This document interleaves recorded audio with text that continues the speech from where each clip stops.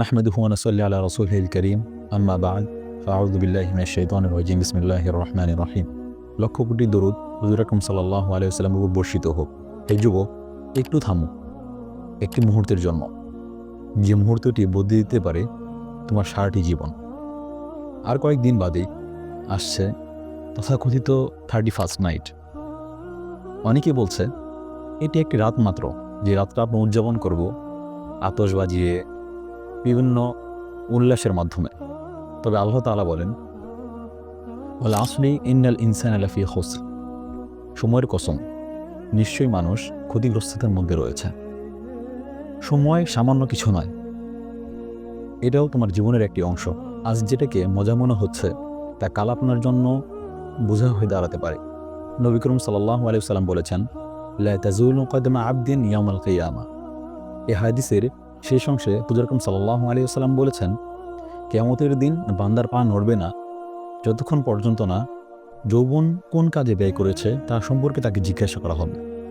যৌবন আল্লাহ তাআলার বড় একটা নেয়ামত।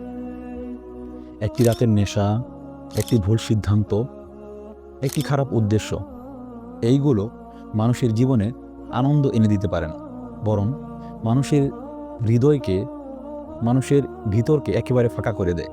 আল্লাহ তাআলা কোরআনে কারিমে বলেন, লা তাকরবুজ জিনা, তোমরা জিনার নিকটবর্তীও হও না।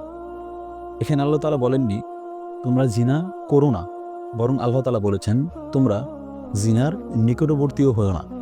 কেন? আল্লাহ তাআলা জানেন বান্দা কতটুকু দুর্বল। যুবক মানে শুধু শক্তি নয়, যুবক মানে আত্মসংযম। নবী করিম সাল্লাল্লাহু আলাইহি ওয়াসাল্লাম বলেছেন, ইয়া মা'শারাশ শাবাব।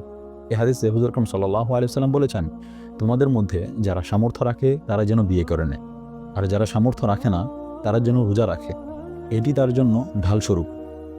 হুজুর আকরাম সাল্লাল্লাহু আলাইহি ওয়াসাল্লাম এখানে অপমান করেননি, বরং তাদেরকে আগ্রহ জুগিয়েছেন। তাই হে যুবক, এই রাতটি আল্লাহ তাআলার দিকে ফিরে যাওয়ার রাত বানাও। দুরাকাত নামাজ, দুফোঁটা চোখের অশ্রু আল্লাহ তাআলার কাছে রোনাজারির মাধ্যমে হতে পারে তোমার জীবন পরিবর্তন এবং আগামীতে পথ চলার জন্য সহায়ক।